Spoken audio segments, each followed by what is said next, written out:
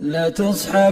تصحبن برهة إن استطعت أخرقا، ولو تراه غاديا ورائحا شمقمقا، فإن ذا معروة هوانه كمن لقى، إنا لحلم لحظة فالجهل كان أسبقا. لو يرعوي لمامة لنلت منه مرفقا، ولا استقام أمره ولا استطاب ملتقى، لكنما رعانة الغبي حين حملقا، أشد في نفوسنا من علقم ليلعقا. حياته تقلب عرية من النقا، يهيج في حديثه مثل البعير شقشقا، فحط من مقامه وشانه فبقبقا، والنحو علم لا يعي إعرابه مهرطقا، فسينه وشينه سيان إن تفيهقا، وإن سمعت قوله أدركته هبنقا، وضيق الأعطان لن يلين لو ترقرقا، ويشبه الصفيق في كل الغباء العقعقا، مجادل معاند وجاهل